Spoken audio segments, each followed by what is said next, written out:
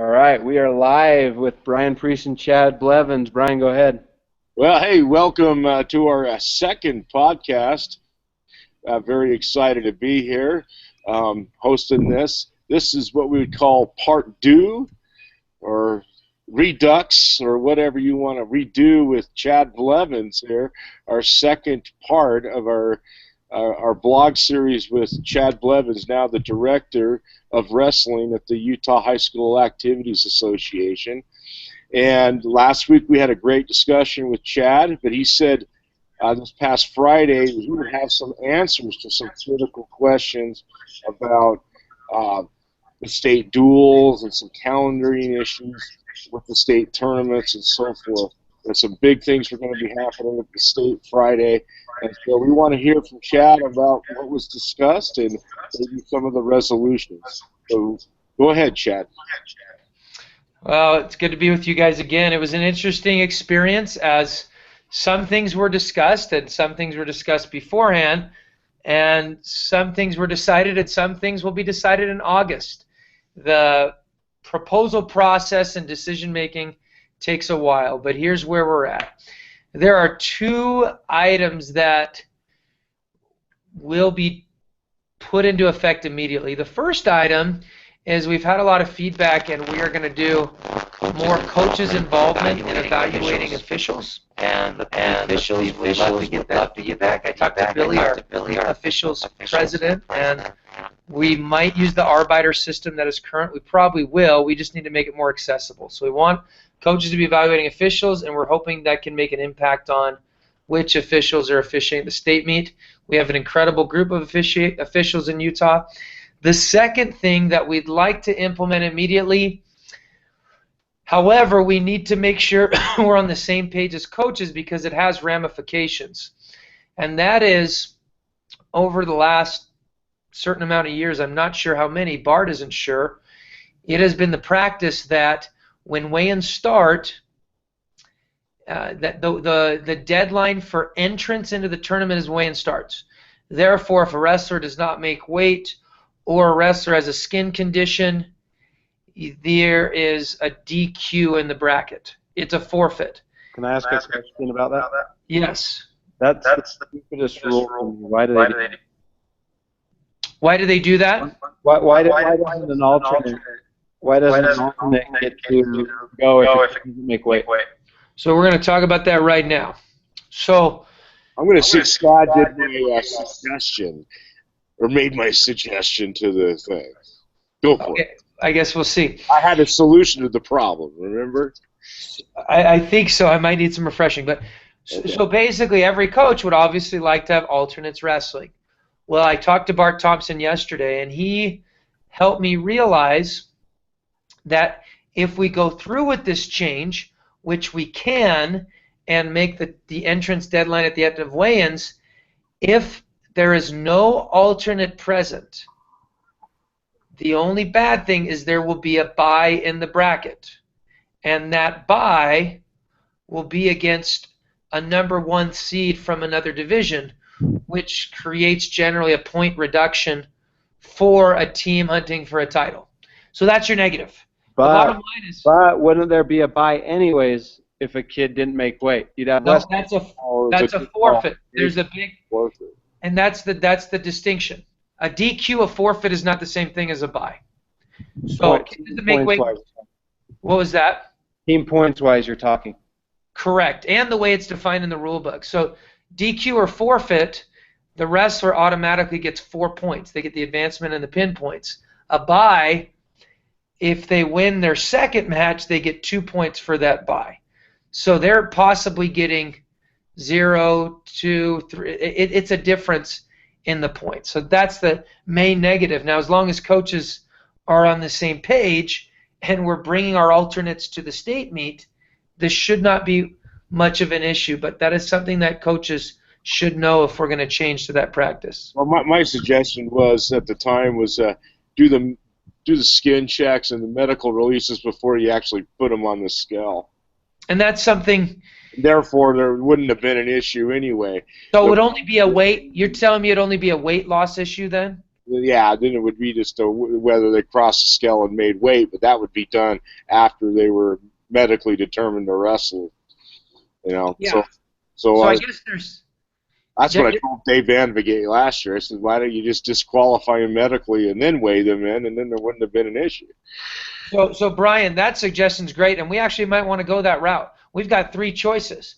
We remain as it is, or we do what you're saying, and if someone's DQ'd because of skin, then we see if there's an alternate before the weigh-in starts, and then there'd only be 1 or 2 DQs possibly because someone doesn't make weight, correct? Yeah, that's what I'm saying. Yeah.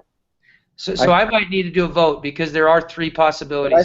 I think if you go that route, you still have the risk of an alternate not being there and not being on weight. I don't see the difference really doing that versus letting them also make it letting an alternate in if they don't make weight as well. Does that make sense what I'm asking? Well, I don't mind, Kurt, I'm with you. I don't mind them putting an alternate if they don't make weight.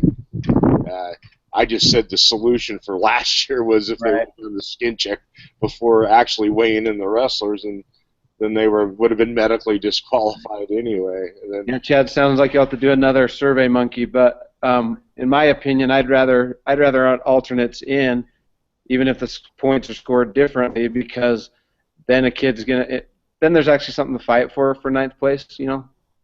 I agree. There's a couple kids that don't make weight. I agree. I agree. I think we should make this change. I do think we need to get a little more input, and if we make the change, we just need to make that a requirement. Your alternate is there. We expect your alternate to be there. I think we also have to see the big picture. Only 2 or 3 teams are fighting for the team title.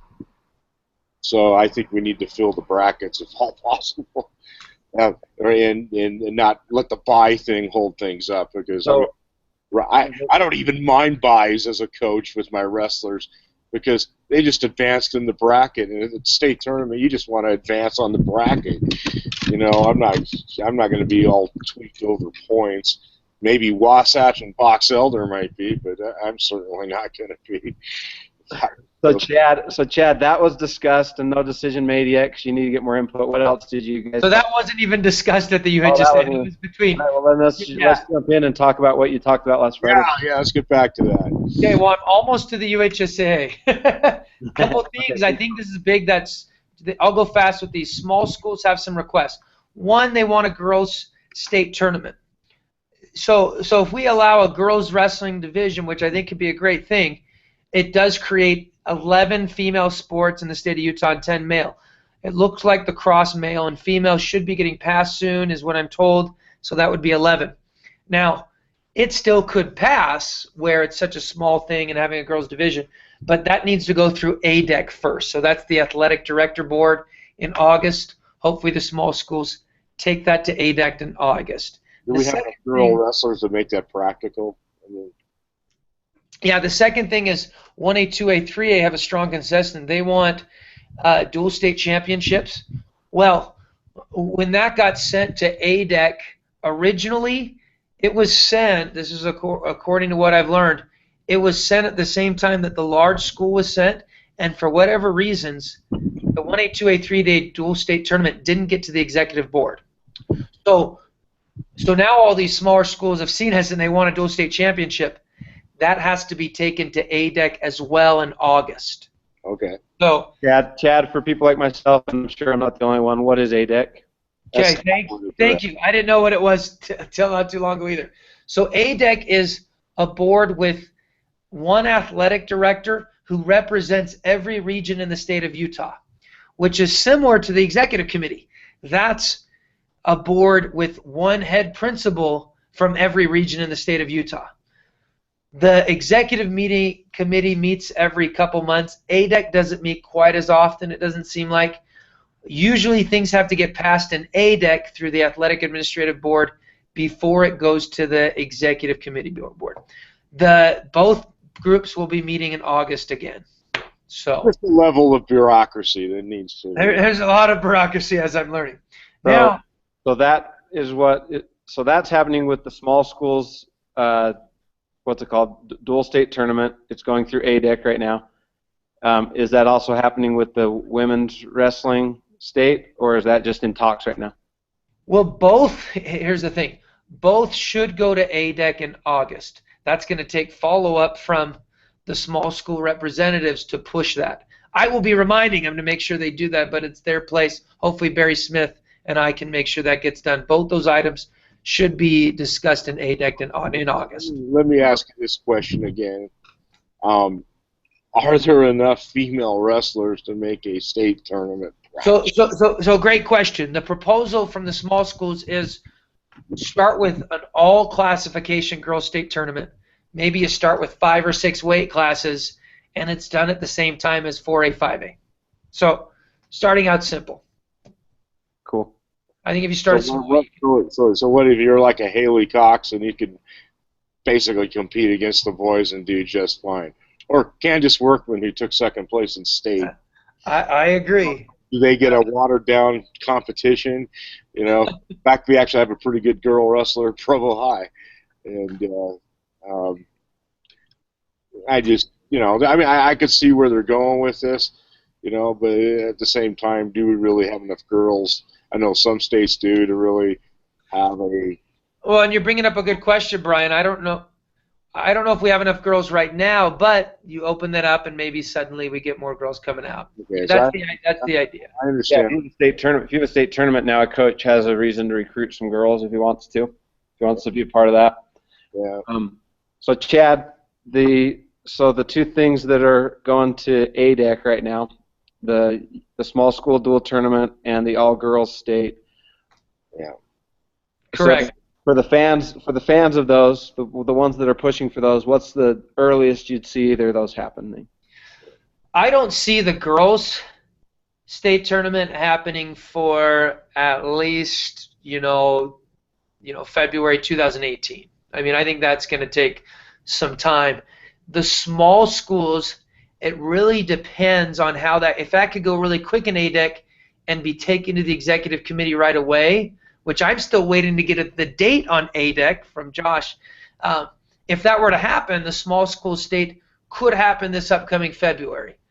Cool. But there's a chance with the process that the small school state dual state championship might not happen till February 2018, depending on that process. Okay, now last week we were talking about dates and sites, you know, for the state duels. They Correct. decided which plan they were going forward with, or I know you said we were waiting on the SLCC had to wait on the minor league basketball Right. schedule, but yeah, are we talking? Did they go for the 16-team tournament versus? Well, that's part of what you talked about last Friday with UHSA, right, Chad? Correct. So there were two Go things. ahead and get into that. There were 2 things we did discuss. As far as the dual state championship, they really liked the idea of Slick. They all thought that was positive. They liked, we gave them estimations on the rental. They thought that was good. And then I also proposed as a backup plan having a 16-team format at a 4A school and a 16-team format as a 5A school, because that was what got the second most amount of votes behind Slick. So they were fine with those ideas, but they said, we're not going to vote on a backup plan until we have all the information from Slick. So what will happen is that first week of August, we'll get the info from Slick. If it's a go, we'll propose that the second week of August at the executive committee meeting. If it's not a go, we will propose a 4A and 5A 16-team site as the alternative. So the other item that was discussed at the executive committee meeting is the divisionals. And this one, I was a little bit frustrated that they didn't vote. So here's how this works. And these are good guys, they're principals with the best interest. I thought they were going to vote on this. Basically, I talked about, Brandon's proposal with divisionals, Legacy Event Center, saves on school time. Right now, it's, about 63% in favor of that. It's 36.8% in favor of staying in high schools. They listened. They thought it made sense. My assistant, Josh Taylor, definitely wants that to happen. And they said we'll vote on that in August. So here we are. Jeff Newby calls me this morning and says, Chad, where are we at with the Legacy Event Center?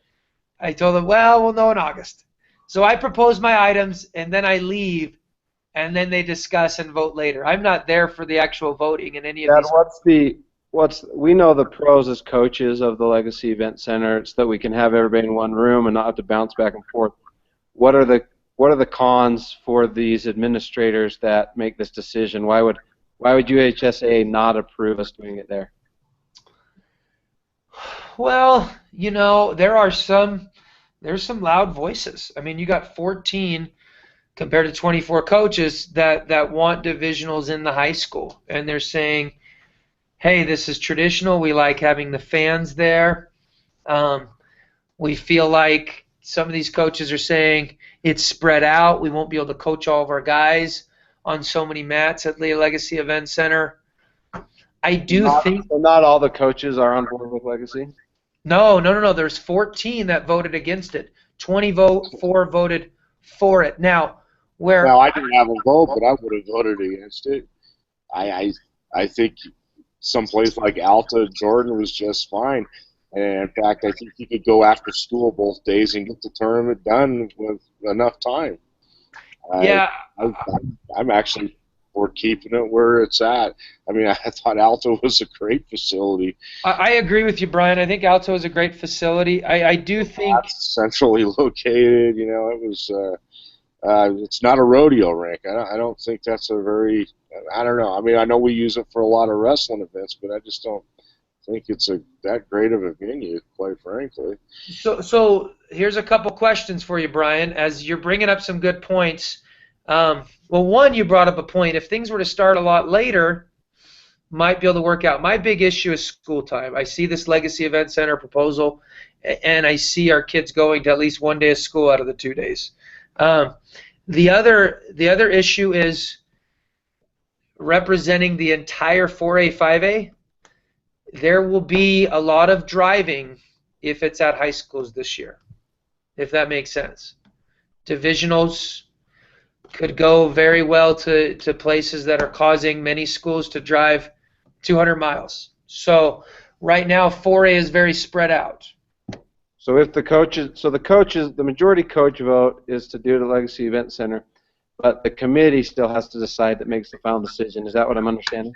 Welcome to the state and the rules, Clerk. That's exactly, just so you know, Kurt, years ago I headed up the divisionals, and I had the coaches vote, but the executive committee did not pass it. So our vote only means a little bit. Okay, it means a lot, but it doesn't make any decisions. It influences decisions. So you summarized that point well. You had to get that Olympic principle to turn. Yeah, we got a principle to turn, and that's how divisionals got passed. And so regions to go for politics. There are a lot of politics. But see here, let me just say this, Chad. I could see, going to Alta for 2 days or going to the Legacy Center for 2 days. I don't know really what the difference is. What about going to Uinta for 2 days? Yeah, but I wouldn't really put Uinta in play, I think. Yeah. Well, I think Uinta, and I'll say this verbally, Uinta has great arguments to have it there. They've been patient, they've been applying, and I think they should be one of the top candidates if we don't go to Legacy Event Center. They've had great arguments, they host a good tournament, and they keep applying, and they haven't got it yet.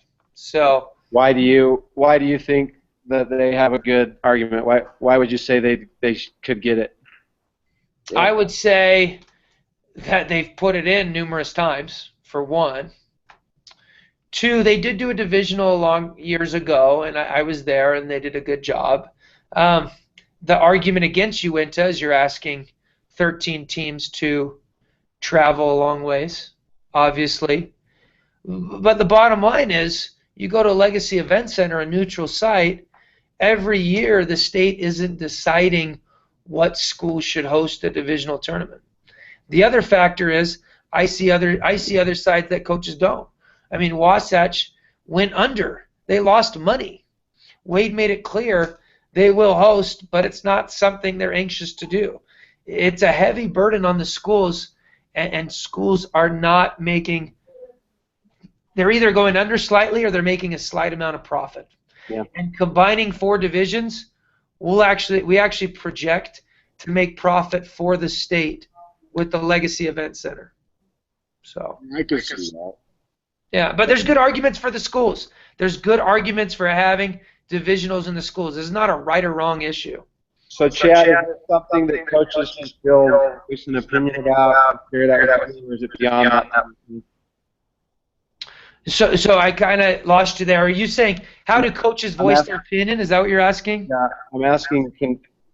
I think we're getting feedback on your end. That's why it's cutting out. But can wrestling coaches still voice their opinion to you about this subject, or are we beyond that because we already did the surveys? So here's the bottom line, and this is good practice. I've heard most opinions. Coaches can voice their opinion to me. I'm happy to listen. I return phone calls, emails right away. The bottom line is I'm not the one making this decision, and the coaches really need to learn this. If they want their voice heard, they need to be in contact with the head principal of who represents their region. For instance, it's Orem High that represents our region. So if Ross Taylor, the Mountain View coach, wants his voice heard, he needs to communicate with Mike Browning of Orem High. So you need to talk to your principal, find out who the region rep is of the head principal. Same with what we talked about ADEC. If you want your voice heard as a principal and you're a small school coach right now, find out who the athletic director is over your region and then push your issue with them. That's how this process works. That's one reason I'm on here. I mean, as far as the coaches body, as far as the Utah Wrestling Coaches Association, you already did the survey, had the vote, and the decision is Legacy, right? Yeah, from the coach's voice, the decision is Legacy. I mean, we send out multiple reminders. There's a handful of coaches that didn't do it. We've got to communicate quickly. But from the coach's vote, yeah, I don't think you change it at this point. But I think Chad's trying to point out, though, the official votes from the executive committee. The coaches have influence, but ultimately it's the administrators, the executive committee that will make the final determination of a site, or whether we have divisionals or not have divisionals, or have a state dual tournament or not, or have a girls tournament or not. The coaches do have a voice and an influence, but we always got to remember that it's the executive committee that will make the ultimate decision on these things. Well, and Brian, that divisional, one reason it got past the second year is there were coaches that were heavily influencing the principal the second year, saying we want our voice heard, we want divisionals. So coaches' voices are heard. I just think a lot of us are in the dark, and I'm trying to help get this information out so coaches know that, hey, I already talked to Chad Blevins, it's a done deal. No, please get with your ADs and your administrators. Chad, I think that you're doing a great job, first off, and I think when we do the coaches' votes and we get the coaches' opinion, this is just me. I just want to throw this out to you, and it's probably something that should be discussed with the new Coaches Association president. But most of the votes I've been a part of up until you started doing these Survey Monkeys were just quick. At the state tournament, we debated a little bit, and then there was a vote. And I think probably more than half the coaches that vote there don't really understand what's going on or have a strong opinion. So I think if we do something like a podcast like we're doing and we discuss the issues next time there's a major decision to be made, and then you send out the Survey Monkey, I think you'll get a more real response of the coach's voice in that. So I guess what I'm saying is I like what you did with the Survey Monkey, and I think that's more effective, especially if it's discussed more than just briefly at the state tournament. Does that make sense? I agree with you 100%, Kurt, and that's why I think the state tournament is a great discussion board, but it shouldn't be the final vote. I completely agree. I think Survey Monkey is the way to go, and then doing podcasts and other similar things before to make sure coaches are educated will hopefully give us more accuracy in the votes. I agree with you 100%. Hey, Chad, now I got a question for you. You were president of the Utah Wrestling Coaches Association. What would be your suggestions to grow the association? I'm sure it was probably a little bit frustrating with the numbers, or just people just joining the association to vote for the outstanding wrestler at the state tournament. Right. How can we really, it seems like there there are periods of time when the Coaches Association is a viable thing, doing clinics and camps and and things like that. And then sometimes it's again just something you join to vote for OW at the state tournament. What do you suggest? What would you say to Barry Smith, who's the new president going forward, to really make the Coaches Association more than just the people to get together at the state tournament, but maybe a more viable thing, doing more important stuff? Okay. Right before I answer that question, Kurt, do we have anybody online that's trying to join us or ask questions? We don't. But okay. we have about 5 minutes left, so answer this yes. But before you do, tell me, how many more things did you discuss that you want to go over today? So that was it. Those are the things. Everything else was resolved before. Good. Then answer Priest's question, and we'll kind of wind things down. I think Brian brings up a great point. So one of the things I tried to get changed, and it did get changed, is you can only have 2 votes for the most outstanding wrestler. So if you pay 2 Coaches Association fees, you get a maximum of 2 votes. That hopefully took away the lobbying fact. The other thing we're doing is, Barry Harrington and Jeff Newby are working. Hopefully this should be readily by August, September. They need to have a link where the Coaches Association payment is done online, and those payments should be done, hopefully before the state tournament. So hopefully we get more of a concise, we're not just turning in cash, we're making this more efficient. The Coaches Association is more professional. You pay for it online, you've got that the whole season.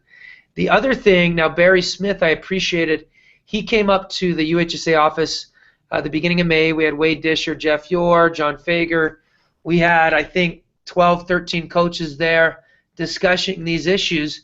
And one of the items they brought up was holding a fall clinic down in St. George or somewhere, doing the rules clinic, bringing in an outside clinician as part of the Coaches Association experience. And I thought that was fantastic. We've saved up some money in the Coaches Association budget. We can afford to pay for a clinician. A lot of those clinicians come for free. We're hoping we can get discounts for the coaches to come down, have a good time, experience a couple technique sessions, discuss hot issues, get their rules clinic done at the same time. We're looking at doing that in October. So as coaches, please follow up with Wade Disher, your 4A rep, with Troy Brown from Syracuse, your 5A rep, and with Barry Smith from North Sevier, your Coaches Association president. I need to memorize who the 1A, 2A, 3A reps are. I apologize, but hopefully we get some active reps in those divisions as well. I'd love to have in it. I'd prefer Salt Lake than St. George. We did. Things, Chaz, we used to do those sorts of things probably 10, 15 years ago, and I loved them. We went to St. George one year. We went out to Wendover one year, and one was across the Wasatch Front, and it was great, And in fact, I think we also invited the championship coaches of that year, to do a kind of a little bit of a seminar, Well, great to hear from a Wade Disher. How do you do stuff at Wasatch and stuff like that? And so it was something that's cool, and I'm glad to hear it's coming back. So 2 things, Kurt. One, Salt Lake. I think you rotate every year. I think one year you go down to St. George area, small scores. The next year you go up north. We're also, for our Coaches Association meeting, I encourage Barry to have 2 meetings. He doesn't have to go to both, but have a north meeting and a south meeting, because we're not getting very many coaches to that Coaches Association meeting each fall, and I think a lot of that is a travel issue. Hey, lastly, Kurt. We could host meetings, and we'll need to do another podcast with the presidents, the new presidents of the Coaches Associations. Definitely one of my target guests. We also host meetings online. Technology is such now that we could do them online. Yeah. I agree. More frequently. Hey, Kurt, can we this is a good question for all the viewers. Can you I know you did a good job of posting on Facebook. Can you email me the link to this podcast, and then people can rewatch this? Yeah, the one I post on Facebook is the link you would forward to them. And I don't know. show. I'm not smart enough to forward it from Facebook to email, so you're gonna have to help me with that. Just highlight the link, Link there, Kurt. Control C, and then Control V. Well, you're on a Mac, so Command C, and then. Okay. This is what I teach. You can teach me how to do a squat, and I'll teach you how to do this. Hey, So, before we all go, I always got. I talked about my little special connection with Chad. And by the way, Kurt, you're looking more like your dad every single day. You know, your dad since I got older. 20 years ago. But Chad, believe it or not, I actually coached Kurt not in wrestling but in baseball. He was in Pony League baseball when I think Kurt was 13 or 14 years old. He was a little second baseman. So we had a lot of fun. So yeah, good times. Small world, everything comes back together. But that's great. I'm glad to be Brian, I'm up here at a camp with a guy who wrestled for your dad at Cypress. Oh wow, who's that? He helps at Viewmont. Rick, I don't even know his last name. Rick Turner. Is it Turner? I'll have to get his last name. We'll talk about it. Wrestled at Rick's College, and he wrestled at Cypress for your dad. Anyways, hey, thanks, Chad. This is our second Utah High School Wrestling podcast. We'll have more. You can find these on YouTube. You can also find them on highschoolwrestlingmatches.com. And I encourage you guys to all go to highschoolwrestlingmatches.com. There's a thing up at the top there called the Daily Dose. If you sign up for the Daily Dose, all you do is put your email address, and you get a free wrestling technique video emailed to you every day in your inbox. So go check that out. And that's it for this one. You guys got anything else? Thanks, Chad. That's all I can say. Thank you, Kurt. Okay. We'll see you guys soon. Okay, Guys, stay on the line for a second.